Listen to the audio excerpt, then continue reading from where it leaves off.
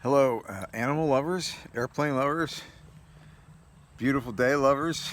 Beautiful day here, man. I tell you what, we deserve it too.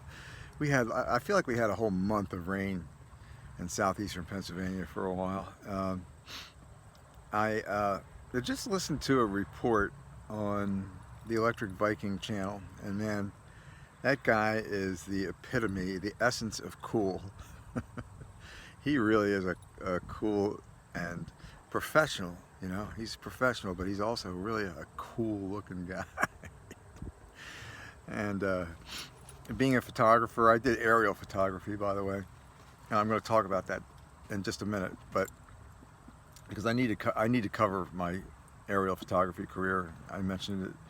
I don't know if I mentioned that I'm a pilot, but I'm going to talk about that. But the Electric Viking, just hey, man, he is really. You want to know what's going on in the world of electric vehicles?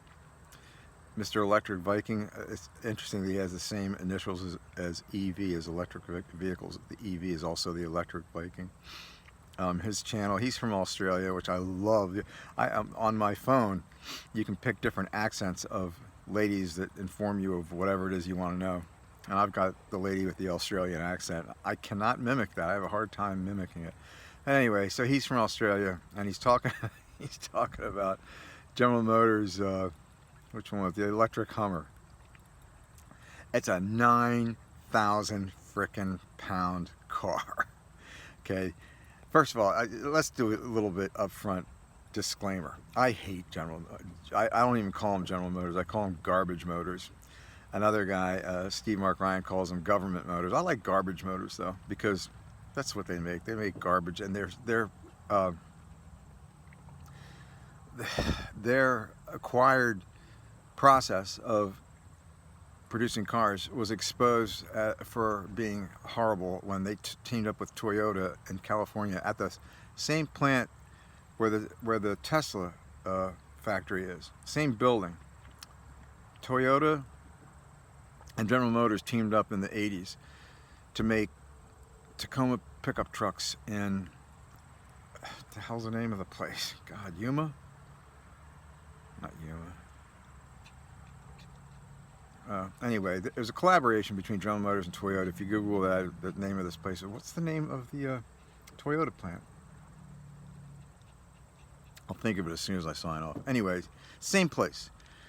But I don't know who came up with this idea, but it was very much of an indictment of General Motors' processes. It's a 5-year deal between Toyota and General Motors.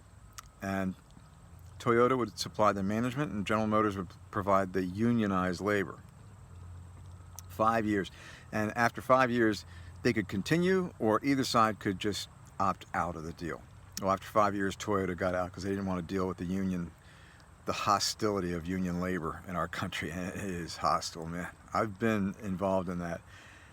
I don't even know these people. I was working for Bell Atlantic, and there was a strike, and they said I had to fill in for directory assistants, people that were out on strike. So I went to this building.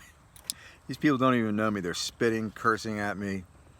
You know, and I'm an employee. I'm a salesperson, so I'm management. I'm not union. Anyway, these people displayed incredible hostility, malevolence, just hate and anger to me. They didn't even know me. They were calling me a scab. Anyway, so the union, the UAW, man. I mean, Tesla wants nothing to do with them. I'm thinking there are a lot of companies that don't want anything to do with them because it's a us against them attitude that they have towards management. Now, I'm not blaming management for General Motors' issues and problems. What did I say? I'm not blaming management. I am blaming management because you hear the story about this collaboration. This is just one little part of the overall reason why General Motors is going to go out of business. So after the 5 years, Toyota opted out. Union went their way. Toyota went their way. However, in that agreement, it was stipulated that the union would not badmouth Toyota, would not criticize Toyota, or they weren't going to get all the money that was due to them. So they said, "Oh, sure, you know, we can be bought out, no problem. Yeah, we're a union, but we can bought out. We can be bought out. We can sell out. Oh, there's a jet lining up to take off, so I'm going to have to finish this quick. 5 years. Produced great product. And then afterwards, the reporter, the NPR reporter, went to the union help and asked them what the difference was between working for General Motors management and Toyota management.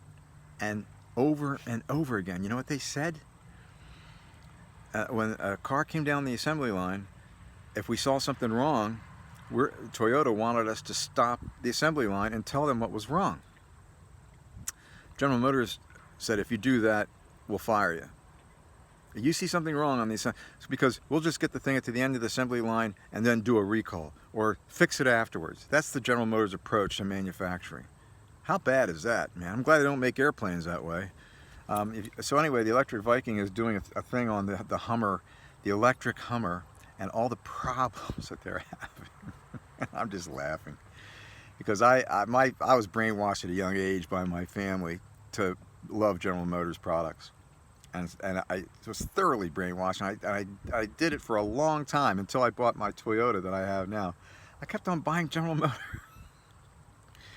and they kept on being nightmares to own. I mean nightmares. And again, I'll just tell you one little quick story. I had a Buick LeSabre 1990,